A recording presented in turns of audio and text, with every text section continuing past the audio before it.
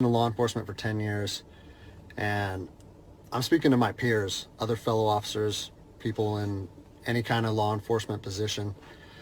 I've seen officers nationwide enforcing tyrannical orders against the people, and I'm hoping it's the minority of officers, but I'm not sure anymore, because every time I turn on the television, every time I look to the internet, I'm seeing people arrested or cited for going to church, for traveling on the roadways, for going surfing, opening their businesses, going to the park with their families, or doing nails out of their own house, using their own house as a place of business, and having undercover agents go there and arrest them and charge them with what? With a crime? I don't know what crime people are committing by doing nails in their own house, but we're seeing this more and more and more, and we need to start looking at ourselves as officers and thinking, is what I'm doing right? Now, I want to remind you that regardless of where you stand on the coronavirus, we don't have the authority to do those things to people just because a mayor or a governor tells you otherwise. I don't care if it's your sergeant or your chief of police. We don't get to violate people's constitutional rights because somebody in our chain of command tells us otherwise. It's not how this country works. Those are de facto arrests. We're violating people's rights and taking money from them, or even worse, arresting them and depriving them of their freedom when they are exercising their constitutional rights. So let's talk about that. Let's read something right here off of the Declaration of Independence. All men are created equal. Among these, we have the right to life, liberty, and the pursuit of happiness. That to secure these rights, governments are instituted among men, deriving their power from the consent of the governed, meaning our power and any government official's power is derived from the people. Okay? We don't hold power over our citizens. It's contradictory to everything that our country stands for.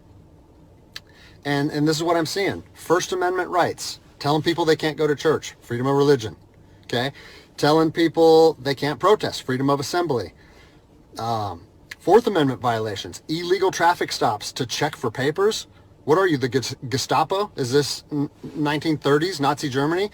You don't get to stop people unless you have reasonable suspicion or probable cause that they have committed a crime. And I know people that have personally been stopped saying, we want to see papers showing that you're essential. David 2, copy a phone call. That is not how our job works, okay? What really has been pissing me off lately is the fact that these officers that are going out here and enforcing these tyrannical orders, what they're doing is they're making my job and my safety, or they're putting my job and my safety at risk. Because what you're doing is you're widening the gap between public trust and law enforcement officers. And what that's going to do is it's going to, look at what's happened to law enforcement in the last 10 years. Less and less public trust, and more often than not, that is a result of isolated incidents that get blown out of proportion. They're not isolated anymore. They're happening every single day. And the thing that I want you guys to realize is that our power that we hold as law enforcement officers is nothing more than a facade. It's a badge and a gun. And people, you don't realize, if you haven't lived in anarchy, if you haven't seen combat, things can be stripped from people in a heartbeat. And that's what I'm afraid of. I'm afraid that these actions are going to wake a sleeping giant, i.e. the American people, okay? They are going to be put in a position where they won't have their rights trampled anymore. And us as law enforcement officers, we'll have our ability to enforce the law stripped from us in about 10 minutes. Okay? I think what is going to happen if this continues is we're going to see bloodshed in the streets. Okay? I don't want to see bloodshed in the streets on either side of this coin. I don't want to see fellow officers get injured or killed, and I certainly don't want to see citizens get injured or killed. And I promise you, most of you out there doing these tyrannical acts against our citizens, you're not ready for combat. You're not mentally or physically ready for combat in the first place. I promise you, you don't want to go through that, and I hope I never have to go through that again. You don't get to just say, well, I'm doing this because I was told to do so, or I'm following orders, or I need to keep this job. Guess what? I need to keep this job more than anybody. I have 3 young children. I have 2 houses. Like, I have the same sob story that the rest of you guys have. But my personal choices and my living arrangements, no matter what they are, don't allow me to trample on people's rights. And I don't understand why that concept is so hard for people to understand. Listen, you need to stand up for what's right. You need to, if you're part of a department or an agency that is asking people or asking their officers or their deputies to impose on people's rights and infringe on their freedoms, you need to step up and say, no, that's not me. That's not what I signed up for, and that's going against my oath. And if that costs you your job, so be it. At least you'll be able to look at yourself in the mirror at night. I've already expressed this to my department. And luckily for me, I come from a department that I feel like my chain of command shares my view, but I don't care what department you're part of or what your chain of command thinks. You don't get to trample on people's liberty. And so, as a special operations veteran, I've fought on the streets of Iraq under the U.S. government's guise of freedom.